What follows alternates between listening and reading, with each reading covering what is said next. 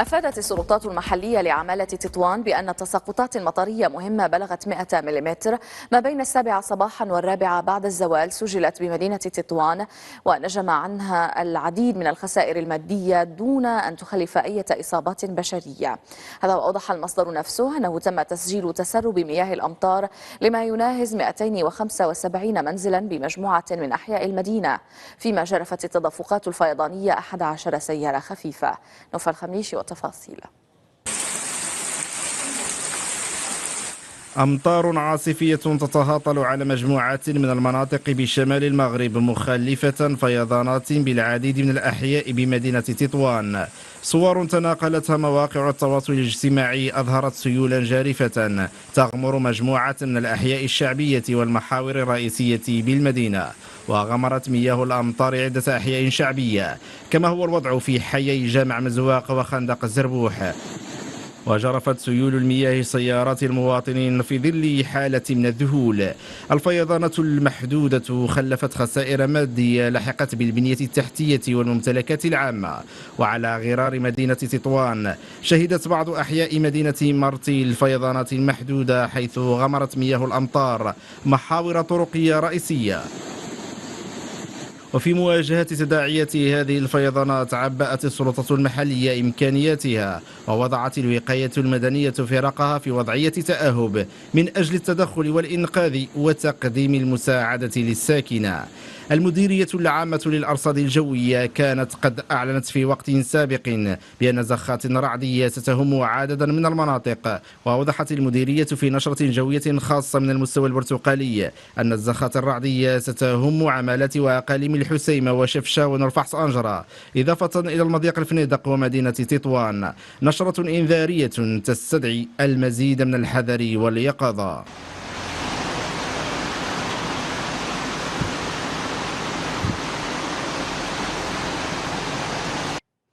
أفادت السلطات المحلية لعمالة إقليم السراغنة بأن الاضطرابات الرعدية التي عرفها الإقليم مساء أمس أدت إلى وفاة فتيين وإصابة 6 آخرين نتيجة صاعقة برق ضربت إحدى الساحات، حيث كان مجموعة من الفتيان يلعبون كرة القدم. وأوضح المصدر نفسه أنه فور علمها بالحادث حدثت أو تدخلت السلطات المحلية ومصالح الدرك والوقاية المدنية، حيث تم نقل المصابين إلى كل من المستشفى المحلي بتملالت والمستشفى الإقليمي بقلعة السراغنة لتلقي العلاجات الضرورية. على صعيد آخر، أعلن وزير الشؤون الخارجية والتعاون الإفريقي والمغاربة المقيمين بالخارج ناصر بوريطة بالرباط أن الملك محمد السادس أمر بتقديم مبلغ $1,000,000 لفائدة الشعب اليمني مساهمة من المملكة المغربية في الجهد التضامني الدولي لمساعدة هذا البلد. وشدد بوريطة في كلمة خلال الاجتماع رفيع المستوى حول خطة الاستجابة السنوية لليمن على أن المملكة المغربية بقيادة العاهل المغربي أكدت دوما على ضرورة إيلاء أهمية قصوى الإنسانية بالنظر لدورها الحيوي بالنسبة للمدنيين اليمنيين، وأنه لا يمكن حل الأزمة الإنسانية في هذا البلد إلا عبر إيجاد حل سياسي شامل ومستدام يحفظ لليمن وحدته وسيادتها وفق المرجعيات المعروفة، لا سيما قرارات مجلس الأمن الدولي ولا سيما القرار رقم 2216. والسلام والاستقرار. لذا فإن الأمر يحتاج في تقديرنا اليمني.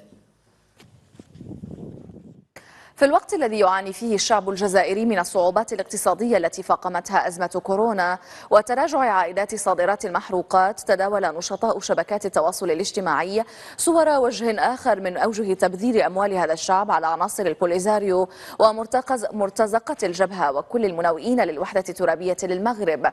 آخرها صورة لأمينة حيدر أمام غرفة رئاسية في فندق رفيع بمدينة نيويورك يصل فيه ثمن الليلة الواحدة إلى $11,000.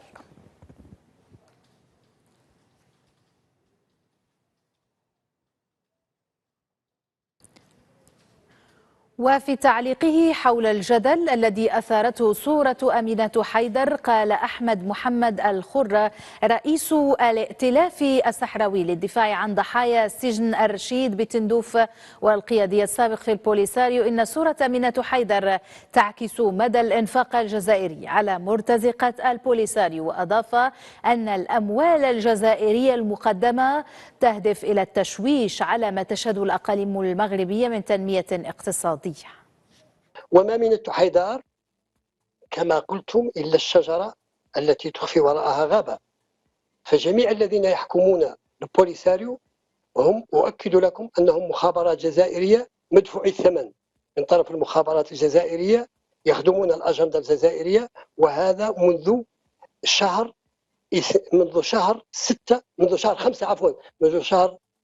5 1976 لما تم اغتيال مفجر ثورة 20 مايو اللي هو الولي مصطفى السيد، وتحويله هو وطاقم اللي كان معه بمجموعة من المرتزقة الذين اختارتهم الجزائر لتنفيذ أجندتها، وهم يحملون كلهم جنسيات جزائرية منذ العهد الاستعماري اللي كان جاثم على المنطقة آنذاك. فإذا الإثراء الذي ربما أنه يظهر من خلال الصورة التي التقطت للناشطة الحقوقية من حيدر أمام باب تلك الإقامة الملكية هي قليل مما يتمتع به ما يعرف بقيادة البوليساريو، سواء منها الأمانة بشكلها الواسع كقيادة وطنية، وسواء منها مكتب الأمانة كهيئة تنفيذية بيد الجزائر. فهم تمنحهم الجزائر من الامتيازات قصد التشويش وقصد استمرار معاناة ساكنة المخيمات والتشويش على ما تشهده المنطقة من تنمية في الأقاليم الجنوبية هو الكثير. فلمعلوماتكم جميع قيادات البوليساريو يتمتعون بسخاء القيادة الجزائرية والجنرالات الجزائرية الذي يبدو أن الشعب الجزائري في عوز لها. في جنيف تتواصل أشغال الدورة 46 لمجلس حقوق الإنسان، وفي تصريح مشترك لعدد من المنظمات غير الحكومية أكدت ممثلة مركز القاهرة لحقوق الإنسان ندى عواد أن الوضع الحقوقي في الجزائر متردي، مشددة على الاعتقالات الاعتباطية التي لحقت عددا من الجزائريين منهم الطالب الشاب وليد نقيش الذي تعرض للتعذيب على يد أجهزة أمن الدولة الجزائرية أثناء احتجازه. هذا وكان مجلس حقوق الإنسان التابع للأمم المتحدة قد تساءل بجنيف حول انتهاكات حقوق الإنسان المرتكبة في حق سكان صحراويين في مخيمات تندوف بالجزائر، وحول مسؤولية سلطات هذا البلد في قمع وتعذيب واختطاف معارضين في المخيمات المذكورة. في عام 2021 استمرت الاعتقالات التعسفية في الجزائر.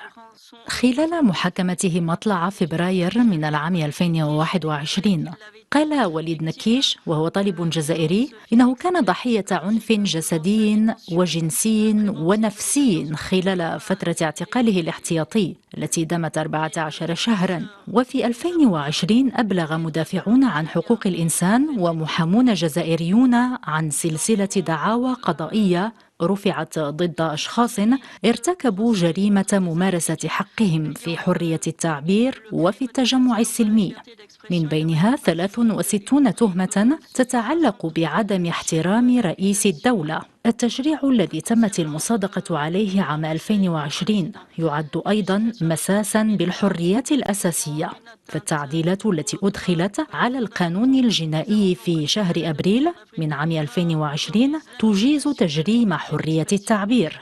الوضعية الحقوقية في الجزائر تتدهور باستمرار، خاصة مع توظيف الجائحة في مواجهة المجتمع المدني وتجريم ممارسة حق التعبير. أعود إلى المغرب، حيث صادق مجلس جهات الداخل وادي الذهب بالقرقرات خلال أعمال دورته العادية على عقد برنامج بين الدولة والجهة يهم تنفيذ المشاريع ذات الأولوية لبرنامج التنمية الجهوية برسم الفترة الممتدة ما بين 2020-2022، ويهدف هذا العقد الذي تطلب غلافا ماليا بقيمة 574 مليون درهم إلى تحسين الجاذبية الاقتصادية لأقاليم الجهة ودعم التنافسية الاقتصادية وتقوية تنمية البنية التحتية الطرقية وتعزيز التعليم العالي. وتميزت هذه الدورة بالمصادقة على 14 مشروعا وبرنامجا يندرج في إطار التوجهات العامة لبرنامج التنمية الجهوية، موزع على 3 محاور هي جاذبية المجال والتنافسية الاقتصادية والإدماج الاجتماعي. ومن بين أبرز المشاريع التي ستشهدها الجهة وفقا لهذا البرنامج إعادة تأهيل شبكة التطهير السائل خارج المواقع الصناعية، بناء وتجهيز دار المقاول بكل من الدخلة وبئر كندوز، وتوسعة الطريق الرابطة بين العرقوب والنقطة الكيلومترية، بالإضافة إلى برامج ومشاريع أخرى تهم المجال التربوي والسياحي.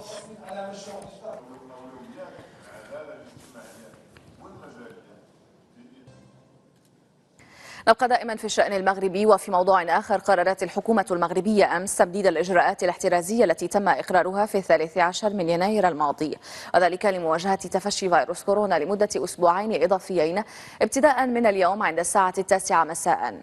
يأتي هذا القرار بعد تطور وباء كورونا على الصعيد العالمي بظهور سلالات جديدة، وتبعا لتوصية اللجنة العلمية والتقنية بضرورة الاستمرار في الإجراءات اللازمة لمواجهة تفشي الفيروس في البلاد.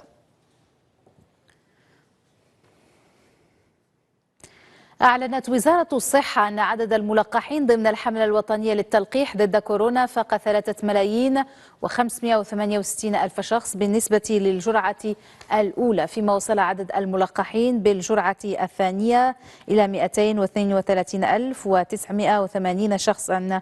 وفي جديد الحالة الوبائية تم تسجيل 112 إصابة جديدة بفيروس كورونا، في المقابل أعلن عن تعافي 299 حالة، وسجلت أيضا 14 حالة وفاة خلال 24 ساعة.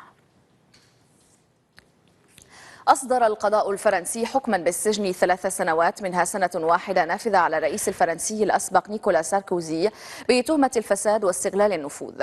وأدين ساركوزي بوعده بمساعدة قاض سابق في الحصول على وظيفة في موناكو مقابل الحصول على معلومات سرية حول تحقيق كان يستهدفه. ونفى ساركوزي الذي قاد فرنسا منذ العام 2007 إلى 2012 ارتكاب أي مخالفات، قائلا إنه كان ضحية مطاردة من قبل المدعين الماليين الذين استخدموا وسائل مفرطة للتطفل على شؤونه. هذا وأمام فريق الدفاع عن الرئيس الفرنسي الأسبق 10 أيام لاستئناف هذا الحكم. في نيجيريا أطلق سراح 279 تلميذة خطفن من مدرستهن في ولاية زامفزا.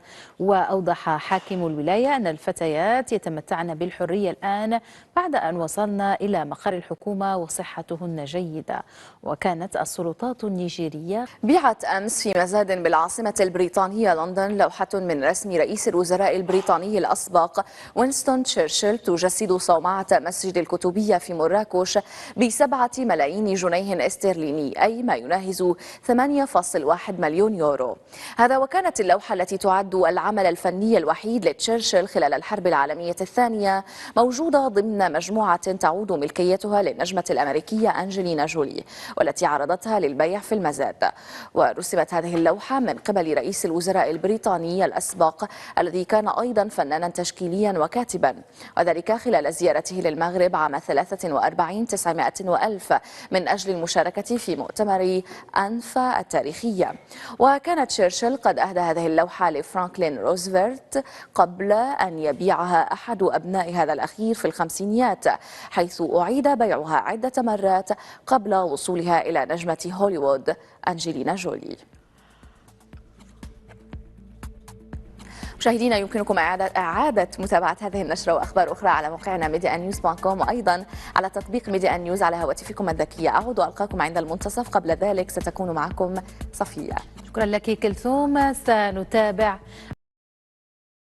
أكد السفير الممثل الدائم للمغرب لدى المنظمات الدولية بفيينا عز الدين فرحان أن المغرب بقيادة جلالة الملك محمد السادس وضع التعبئة والتضامن شرطين أساسيين لرفع التحديات المتعددة للقارة الإفريقية في مواجهة وباء كورونا. وفي إطار إعلان المغرب بمجلس محافظي الوكالة الدولي للطاقة الذرية المنعقد من فاتح إلى 5 مارس الجاري، أبرز السيد فرحان أن هذا العمل التضامني تجسد منذ بدء تفشي الوباء في إرسال المملكة لمعدات طبية مصنعة محليا من قبل مقاولات مغربية تستجيب لمعايير منظمة الصحة العالمية إلى أزيد من 20 دولة إفريقية. الدبلوماسي المغربي أكد أن خيار التعاون الدولي ضروري في هذا الوضع الاستثنائي الذي يتطلب تعبئة وتضافر جهود كافة الدول لمواجهة وباء كورونا بجميع أبعاده من أجل تمكينها من تبادل الخبرات والممارسات الجيدة. وأضاف السفير المغربي أن المملكة أطلقت المحادثات الأولى حول اللقاح في أبريل من سنة 2020 واختارت اللقاحين أسترازينيكا وسينوفارم بناء على رأي اللجنة العلمية الوطنية ومنظمة الصحة العالمية.